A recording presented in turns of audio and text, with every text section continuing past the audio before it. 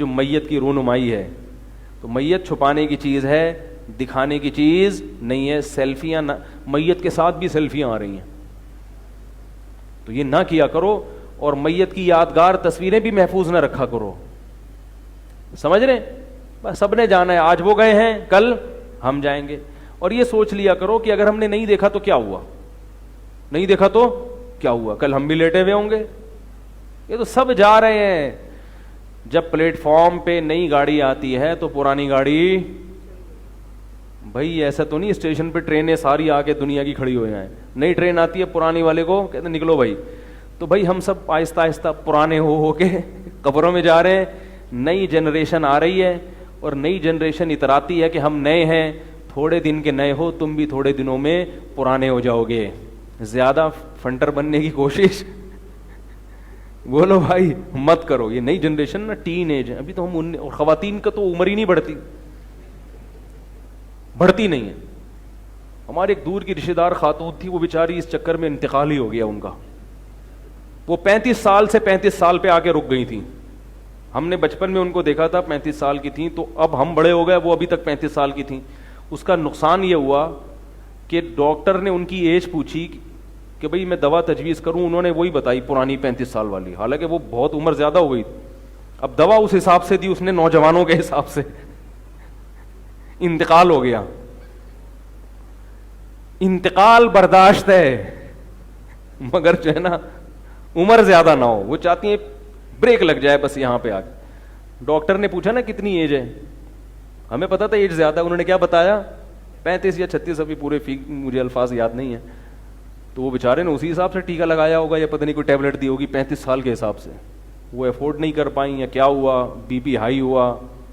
وہ بہرحال وہ اللہ ان کی مغفرت فرمائے.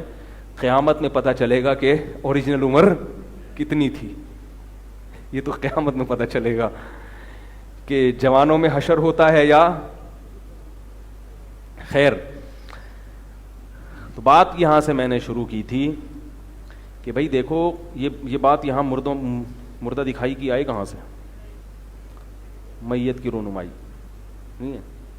پرانے ہم جب چھوٹے بچے تھے نا، محلے میں کسی کی کوئی نئی دلہن آتی تھی تو سب خواتین دیکھنے جاتی تھیں دلہن، اور منہ دکھائی کے پیسے بھی دیتی تھی. تو میں بچپن میں ایک چیز نوٹ کرتا تھا کہ یار کوئی مر جائے تو بھی منہ دکھائی ہوتی ہے، پیسے نہیں دیتے بس.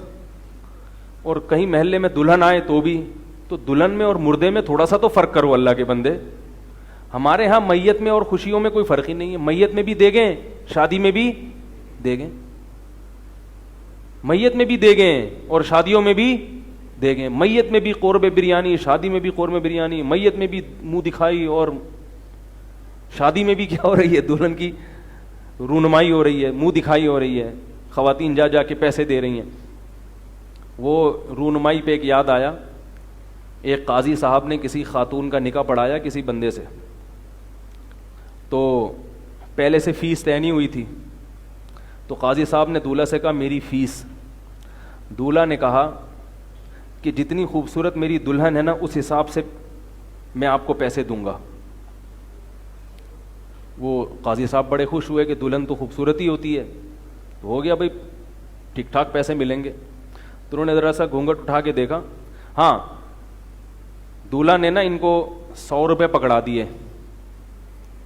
تو اس نے کہا بھائی یہ 100 روپے تو فیس نہیں ہوتی. اس نے کہا بھائی جتنی خوبصورت دلہن ہے اس حساب سے ہوگی. تو یہ سمجھے کہ بھائی اب پیسے تو زیادہ بنتے ہیں. جب دلہن پہ نظر پڑی تو 50 روپے انہوں نے واپس کر دیے. 50 روپے واپس کر دیے. خیر یہ چٹکلا تھا تھوڑا سا آپ کو خوش کرنے کے لیے.